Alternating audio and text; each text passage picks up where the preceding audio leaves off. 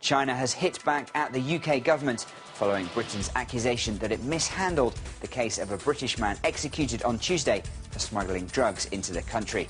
The British government, along with the EU and the UN, condemned the execution of Akmal Sheikh, who they say had a history of mental illness.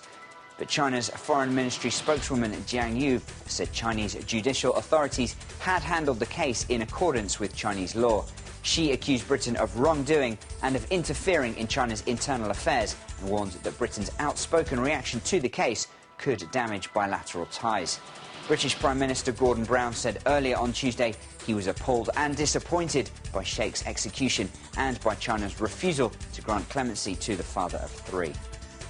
Nearly $35 billion went missing from public funds in China in the first 11 months of 2009. That's according to state-run media, which says most of the money went missing through embezzlement, waste and fraud. More than 230 people, including 67 government officials, have been handed over to disciplinary authorities for their roles in the missing funds following a national audit. The audit covered nearly 100,000 companies, government agencies and public institutions across China. Limited internet services have begun to return to far western China, almost 6 months after ethnic rioting led the government to shut down web and phone links to the outside world. Residents of Xinjiang on Tuesday could access websites for the state-run Xinhua News Agency and the People's Daily, the Communist Party newspaper. The Xinjiang government says other internet text messaging and international calling services will slowly resume. The mass shutdown came after rioting in July between Xinjiang's native Uyghur minority and the majority Han Chinese. It was China's worst communal violence in decades. The Chinese government said nearly 200 people, mostly Han, were killed. The government blamed the violence on overseas groups agitating for broader rights for Uyghurs in Xinjiang, an accusation the groups have denied. Taiwan's parliament has agreed to amend a food safety law to ban certain US beef imports amid widespread fears over mad cow disease on the island, a move that could strain ties with the United States. Legislators will vote on the issue early next year.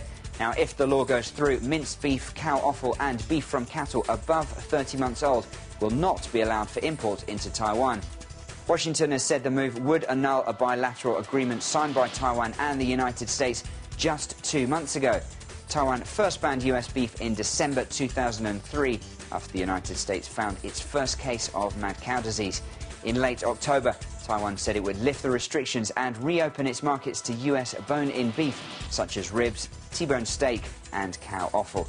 But public uproar over fears of mad cow disease has caused a political crisis for Taiwan leader Ma Ying-jeou. A high-ranking Chinese naval officer has said there's a strong case for China to set up naval bases abroad. Ying Zhuo, PLA Rear Admiral, who took part in the anti-piracy mission off Somalia, said the experience showed the Navy needed the bases to provide logistical support to its fleet. He said the first escort fleet Beijing sent to Somalia had spent 124 days at sea without docking, which added challenges to the operation. Yin called on the Central Military Commission to consider building PLA naval bases in foreign countries, such as in the waters off Somalia, to support its naval operations. Military experts say the call for the bases is in line with the PLA Navy's aspirations to transform itself from a coastal defence force into what it calls a blue water Navy force. 4 pedicab drivers have been killed and 5 more seriously injured after they lay down in front of an express train near the city of Tianjin. The desperate act was a suicide protest against a local government decision to ban unemployed workers from making a living from their pedicabs. Hundreds of angry tricycle drivers from Jinghai County blockaded a government building on Monday in response to the ban. Witnesses said the 9 lay down on the Beijing to Shanghai railway line after officials had ignored their petition. Most drivers are struggling laid-off workers who don't get any financial aid from the government. Official figures show that more than 10 million migrant workers lost their jobs across the nation during the global economic downturn. A Beijing judge has told the Chinese novelist Mian Mian, who's suing Google over its plan to create an online library, to hold settlement talks. After a 2-hour hearing, the court ordered both sides to talk. The author is seeking damages of nearly $9,000 and a public apology. The lawsuit was filed in October after Google scanned one of Mian Mian's books, Acid House, into its library. Google said it had removed the book as soon as it learned of the lawsuit. Mian Mian writes risque novels, including titles such as Panda, Sex and Candy, about China's underworld of sex, drugs and nightlife. Most of her work is banned in China. Now, she's not alone in complaining about the copyright issues raised by Google's online library.